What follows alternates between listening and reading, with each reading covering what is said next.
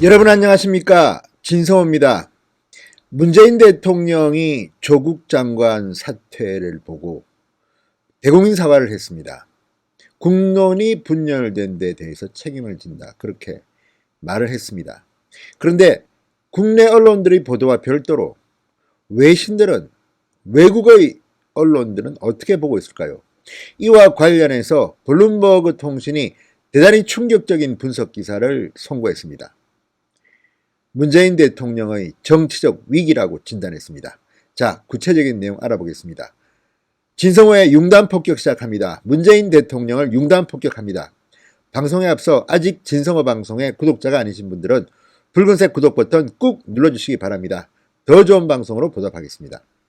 자, 블룸버그 통신은 문재인 대통령이 정치적 위기에 처한 것을 박근혜 전 대통령과 비교했습니다. 문 대통령이 3년 전 탄핵 직전 박근혜 전 대통령이 처했던 상황과 비슷하다. 이렇게 분석했습니다.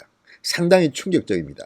3년 전의 박근혜 대통령과 지금의 문재인 대통령이 비슷한 처지에 놓여 있다. 정치적 위기를 맞고 있다. 이렇게 분석한 겁니다. 왜 이런 분석이 가능한 걸까요?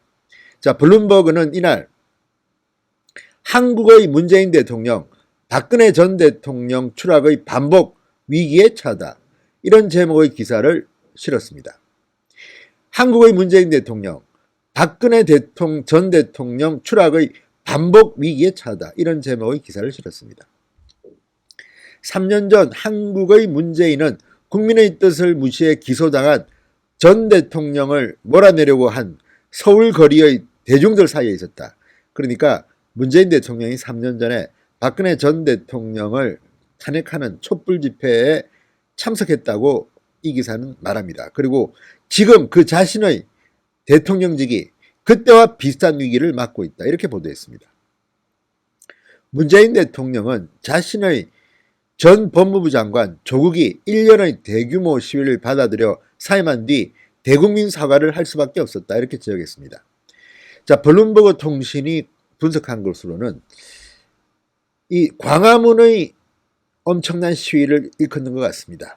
1년의 대규모 시위를 받아들여 사임했다. 그러니까 조국의 사퇴를 이 대규모 애국 시민들의 집회 때문이었다고 분석하고 있습니다.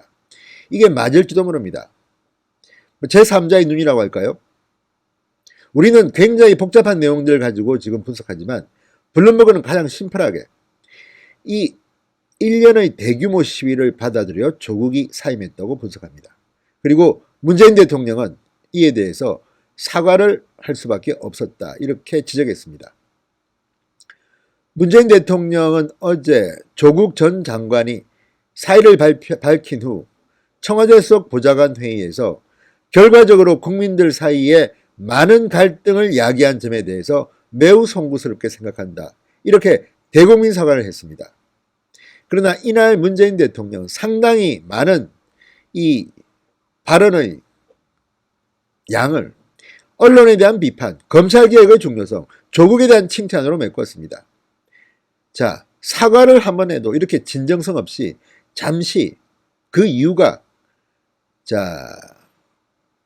국민들 사이에 많은 갈등을 야기한 점에 대해서 매우 송구스럽게 생각한다. 이렇게 엉뚱한 사과를 했습니다. 그리고 언론도 비판하고 검찰개혁도 이야기하고 조국 장관 열심히 일했다 칭찬했습니다.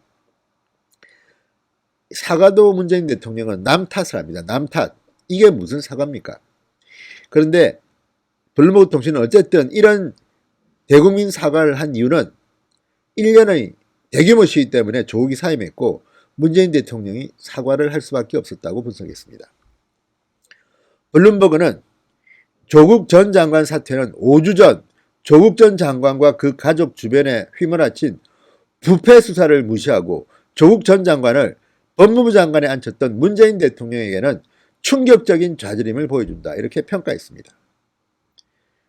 자, 부패 수사를 무시하고 조국 전 장관을 법무부 장관에 앉혔던 문재인 대통령에게 충격적인 좌절임을 보여준다. 이렇게 평가했습니다. 이어서 이번 사건은 문재인 대통령이 5년 단임제 후반기에 스캔들이 산적하고 의제는 지연되는 것을 자주 마주하는 한국 대통령들의 상승 하향 사이클을 깨뜨리지 못했음을 보여준다. 이렇게 덧붙였습니다.